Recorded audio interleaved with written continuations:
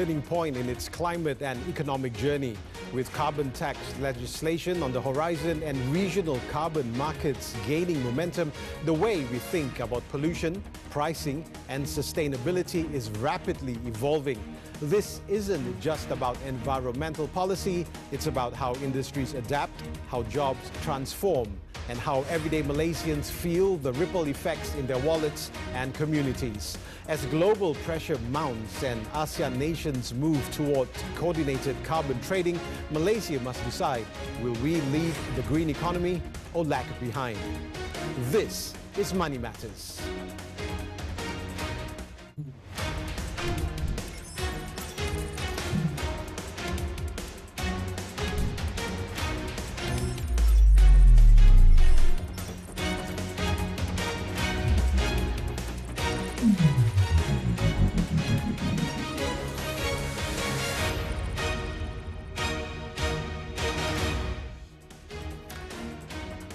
Hello and good evening. You are tuned into TV3, where you can also stream on Tonton. Joining us today is the Malaysia Carbon Market Association President, Dr. Renard Siu. Welcome to Money Matters. Yeah, thanks for having me. It's a pleasure having you with us. Can I start off by asking you about Malaysia's climate strategy and carbon tax? Now, Malaysia is, of course, gearing up to introduce a carbon tax. Perhaps can you walk us through what this means in simple terms for the average Malaysian? Yeah, I mean, obviously in Budget 2025, when our Prime Minister announced that there will be a carbon tax coming, I think it was probably one of the most searched phrases, right, on the internet by Malaysians. Carbon tax, essentially what it is, it's a cost, right, on pollution. So if an entity emits greenhouse gases or carbon dioxide specifically in excess of the threshold that has been set, there will be a levy that is imposed on these corporates, right, to pay a certain amount of tax based on how much that they have emitted. Now, this is not to say that the tax will directly impact, right, an individual just based on their carbon footprint, but we're really referring to corporates and large entities, especially in what we call the hard-to-abate sectors, you know, in oil and gas and energy especially. Okay, so moving on from that, so how does the carbon tax fit into Malaysia's broader goal of achieving net zero emissions by, as the Prime Minister has mentioned, by 2050? Are we on track for this?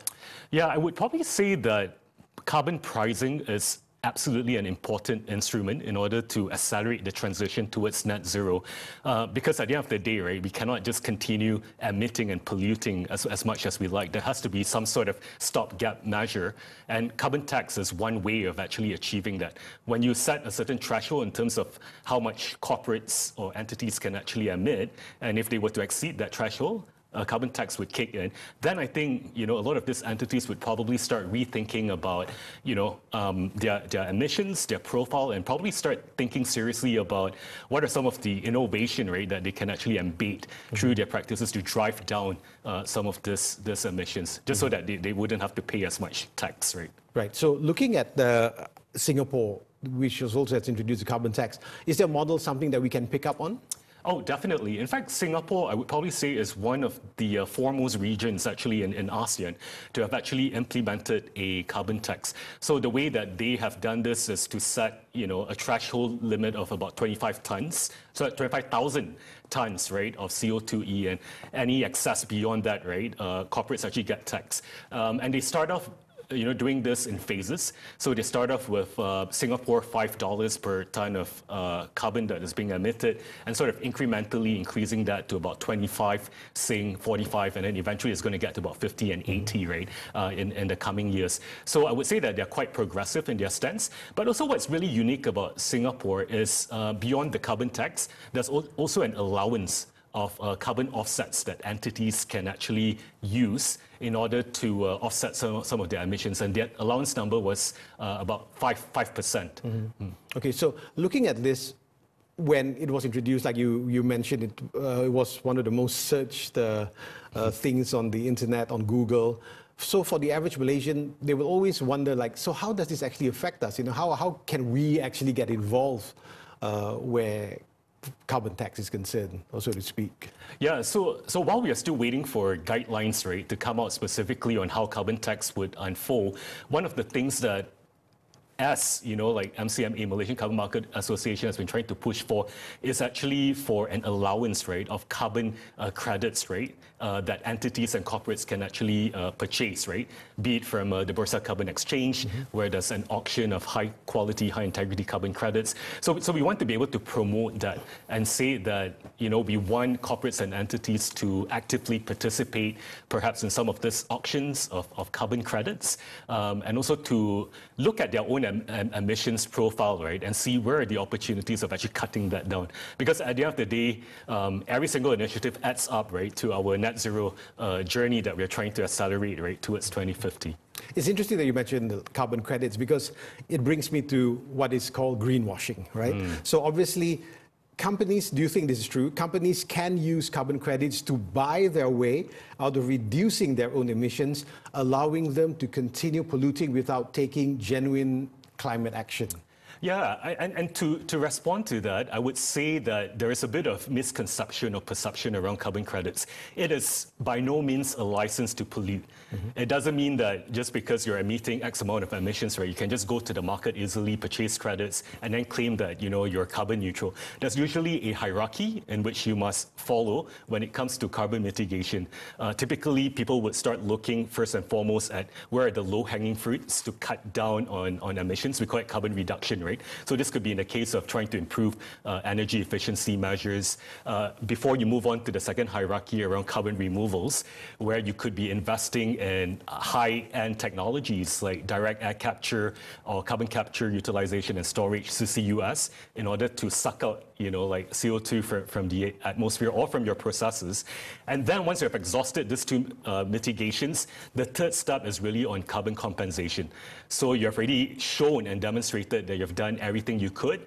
Now with the, remaining emissions, what do you do with it, right? And I'm always of the opinion that you shouldn't just sit around and do nothing. Right. When there's still excess emissions, you should be proactively going to the market to actually purchase some of this high quality credits in order to offset your emissions. Right. So let's talk about the industry readiness and economic implications. Like, some worry that the carbon tax might drive up costs for businesses and consumers. So how do we strike a balance between environmental responsibility and economic competitiveness? Yeah, I think this has always been a main concern, right? So if corporates and entities were to, be subjected to carbon tax, right, who would actually end up taking the bulk of it? Will that Will cost, they pass it on right? to the consumers? Exactly. Right? Will you pass on to consumers or clients? But I suppose my argument within that is there is an opportunity, right, for corporates and entities to really strive on being innovative, right? It really forces you in some ways to look at,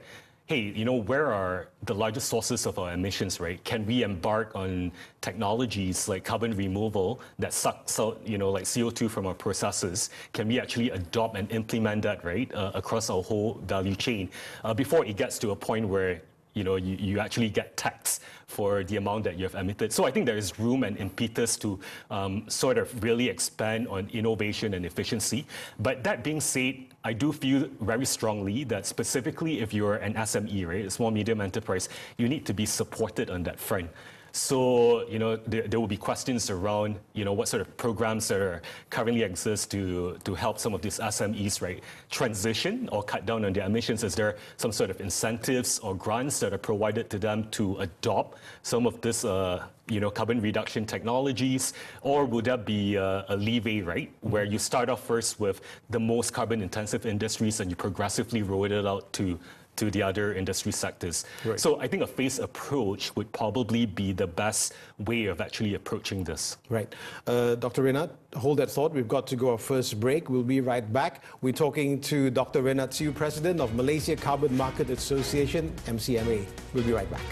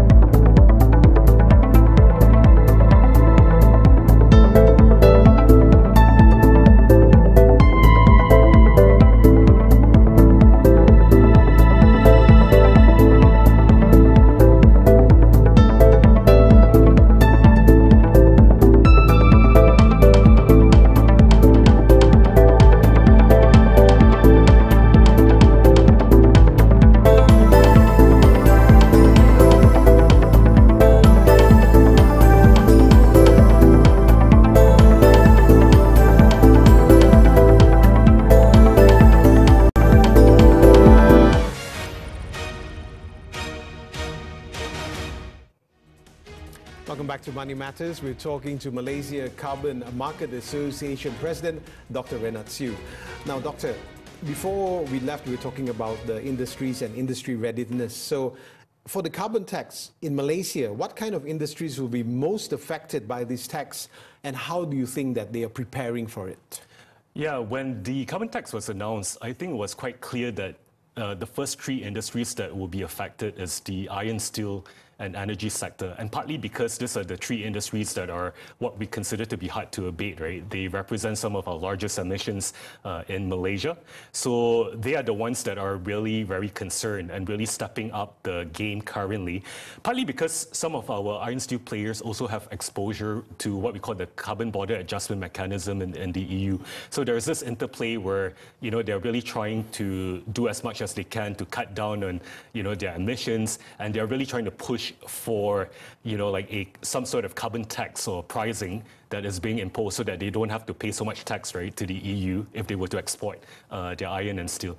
In Malaysia specifically, I think that number is close to about 7.9%, right, of exports into the EU market. Right. So they are affected in some ways, and they're doing whatever that they can right now, right, in order to prepare for this exposure. Right. So, as president of the Malaysia Carbon Market Association, what role does MCMA play in shaping the carbon market and supporting businesses through this transition? And also, do you work very closely with the government where your association is concerned? Yeah, we have a couple of objectives of actually setting up the Malaysian Carbon Market Association, or MCMA in short. We are only like 1 year, 3 months, you know, into the picture in terms of our journey. Our first objective is really to promote a vibrant, voluntary and compliance carbon market. So, in order to do that, I think we must also actually work with our regulators and government agencies that are actually helping to shape the policies and ecosystem on carbon markets. So while we are not a policy maker, we are definitely a policy influencer.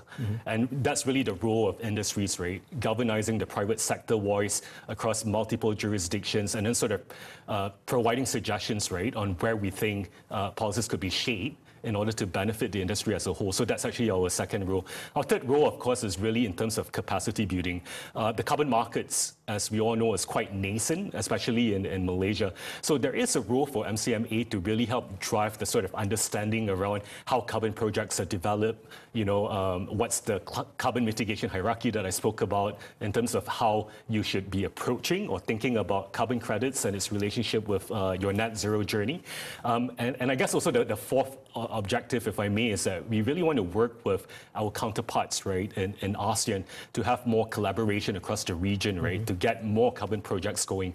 Specifically in Malaysia, currently, we only have one carbon project that is sort of generating carbon credits on the nature-based side, the Kwamut Rainforest Conservation Project, and that took 13 years before the first issuance of carbon credits. And I don't think we have that much time to wait. We really have to accelerate this journey. Okay, since you talked about ASEAN, so the development of the ASEAN Common Carbon Framework, or ACCF, and the details and what was the memorandum of MOC signatories committed at COP29, do you think we're on the right track there? Yeah, so specifically this year, Malaysia is actually the chair of ASEAN. And under the ASEAN Business Advisory Council, or ASEAN BAC in short, there were 12 key priorities that were outlined. One of it was specifically on the development of carbon markets within ASEAN. So at the COP29 event last year in Baku, Azerbaijan, MCMA actually took the lead to actually meet with our counterparts in ASEAN, in Thailand, Singapore, Indonesia specifically. And we signed a memorandum of collaboration specifically to work together to develop the ASEAN Common Carbon Framework. So the ACCF, in short, is really not a new development. We actually developed it based on what Indonesia had launched previously on the ASEAN Strategy for Carbon Neutrality.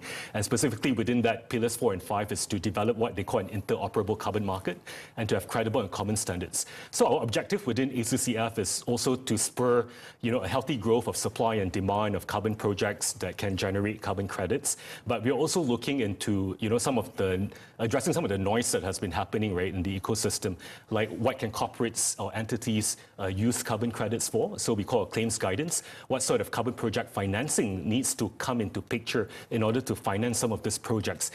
They don't don't come cheap. So, and there are different risk profiles, right, depending on the type of projects that you work with.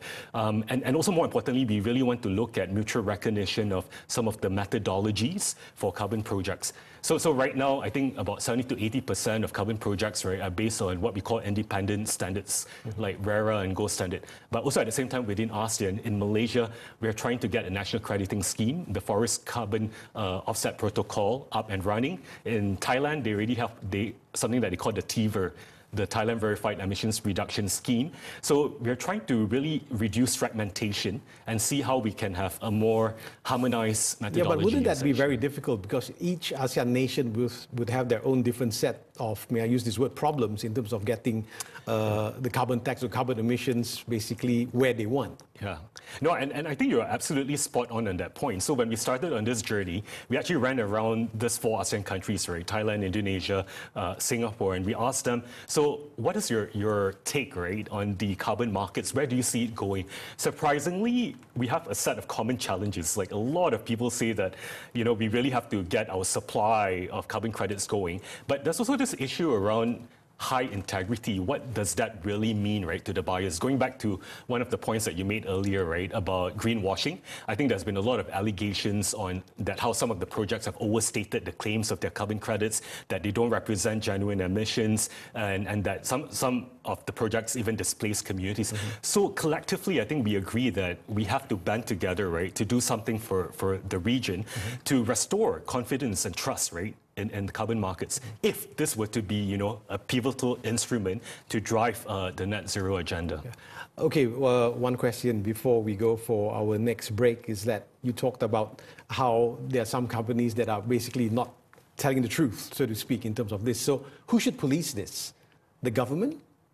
Yeah, I think that's an interesting question. So within the carbon market ecosystem, there's been integrity councils that have been formed. So ICVCM, the Integrity Council for Voluntary Carbon Markets, have been established specifically to outline some of the key principles that needs to be in place in order to prevent, greenwashing allegations. So for instance, some of the principles, actually they consider it to be CCP, core carbon principles. One of it is really around additionality, right? So if your project isn't going to add any value or through your interventions, right, then it's not considered to be meeting that criteria at all. If you're running a nature-based project, you need to ensure that there's permanence. So you cannot claim credits, right? Say after you've planted a tree, you've claimed credits, and then there's logging, illegal logging activities, or if there are wildfires that are happening, what's going to happen to the credits that have already been sold, right? So all of this criteria is actually very important in order to restore trust. Right. Yeah. Okay, we've got to go our final break. Dr. Renat, hold that thought. We'll be right back. We're talking to Malaysia Carbon Market Association President, Dr. Renat Siu, right here with me in the studios.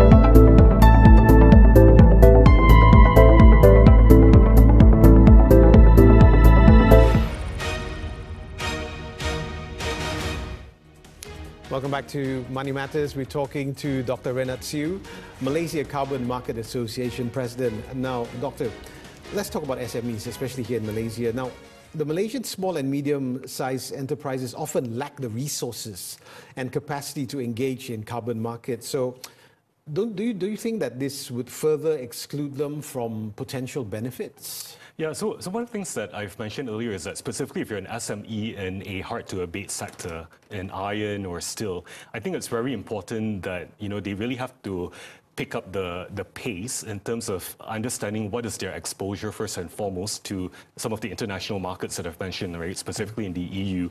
And then secondly, to really strategize and think tactically, what is the use of carbon credits in helping them to offset some of their emissions.